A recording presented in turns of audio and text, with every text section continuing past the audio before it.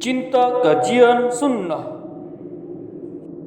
Bismillah, wassalatu wassalamu ala Rasulillah sallallahu alaihi wasallam. Pada kesempatan ini saya hendak menyampaikan sedikit tausiah, nasihat untuk saya sendiri dan juga untuk saudara-saudaraku yang kaum muslimin, sebagaimana yang telah dinasihati oleh Rasulullah sallallahu alaihi wasallam.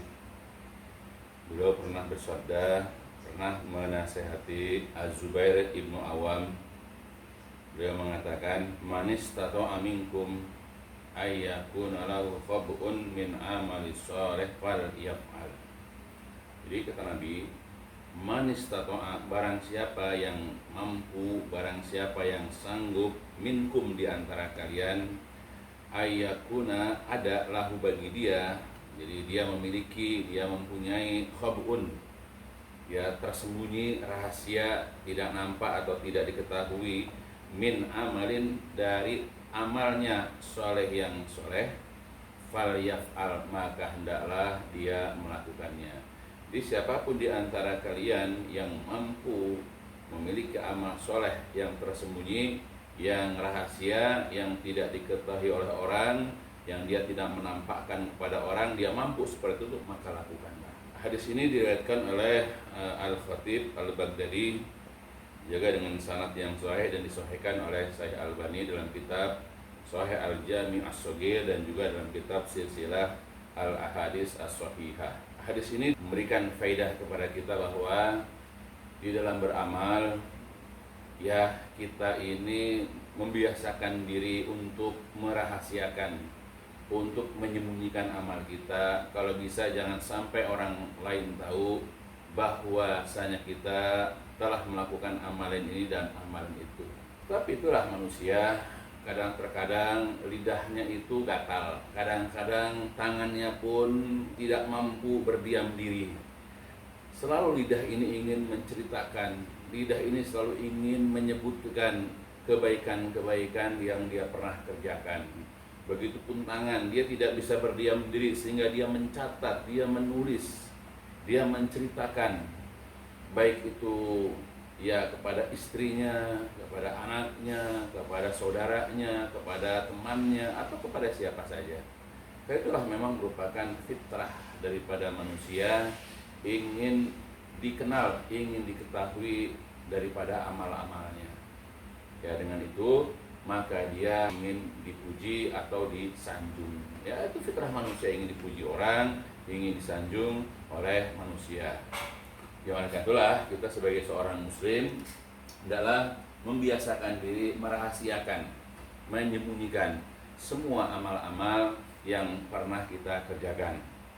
Mungkin kita pernah mendengar kisah mengenai Uwais, yang dia itu ya adalah orang yang tidak ingin dikenal oleh orang-orang yang berada di sekitarnya, padahal dia adalah orang yang mulia dan telah dimuliakan oleh Allah, dan disampaikan kepada Rasulullah Shallallahu Alaihi Wasallam tentang kemuliaannya, dan dia tidak ingin dikenal oleh orang lain akan kesolehan dan kemuliaan dirinya.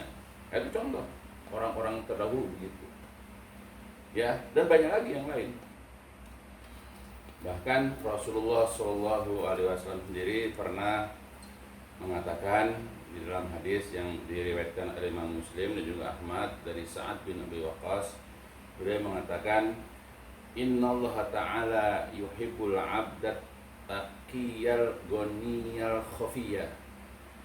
Yaitu sesungguhnya Allah Ta'ala mencintai, menyukai al-'abda, hamba yang at-taqiyah, yang bertakwa.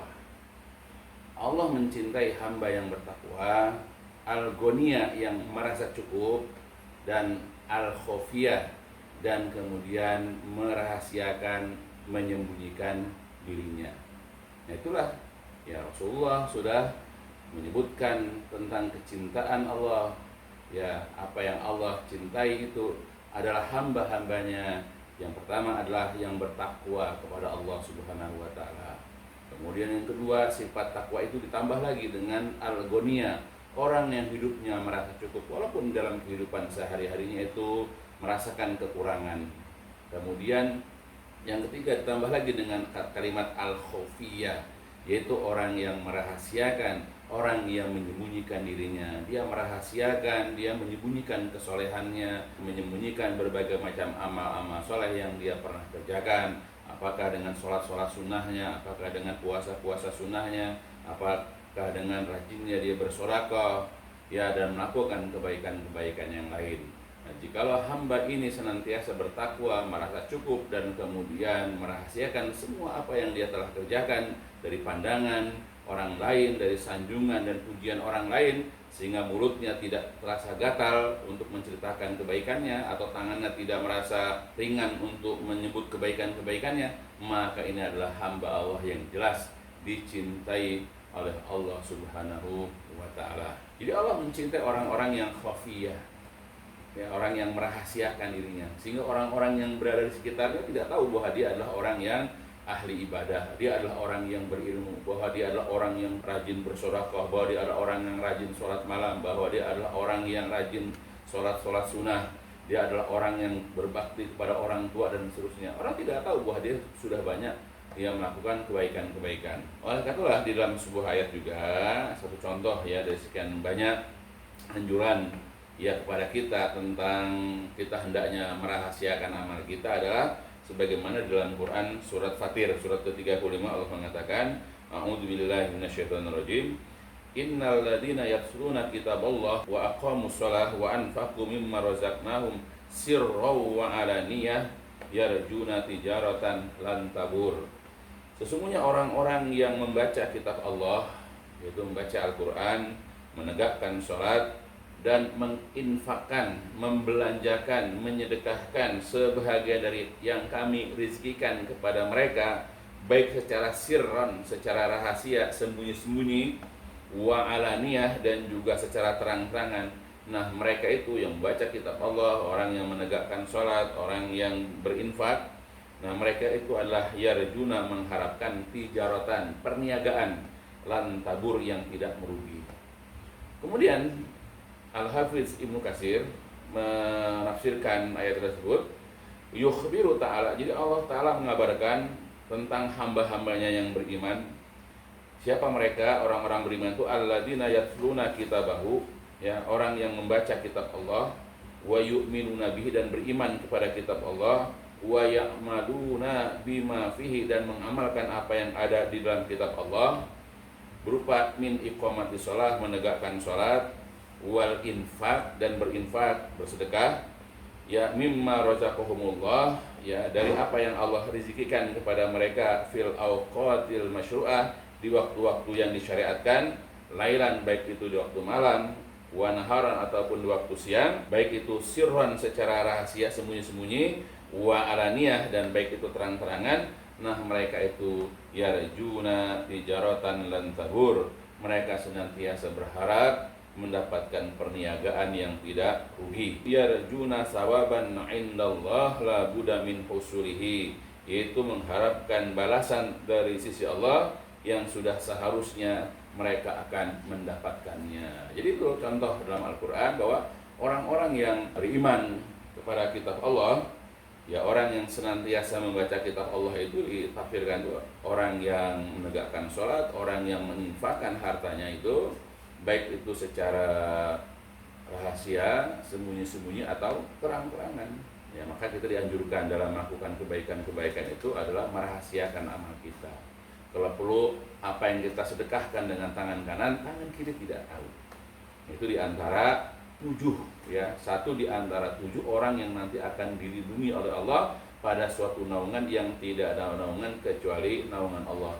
Salah satu adalah orang yang menginfakkan hartanya dengan tangan kanannya dan tangan kirinya tidak mengetahui. Nah, itu anjuran kita untuk merahasiakan, menyembunyikan, ya, apa yang ya kita lakukan dalam berbagai macam kebaikan, seperti misalnya berinfak, bersedekah, atau ya amalan-amalan yang lain. Oleh karena itulah salah seorang salaf soleh dahulu, yaitu Salamah bin Dinar, pernah mengatakan, uktum min hasanatihi kama taktumu ya min sayiati. Rahasiakanlah kebaikan-kebaikan sebagaimana engkau merahasiakan keburukan-keburukan.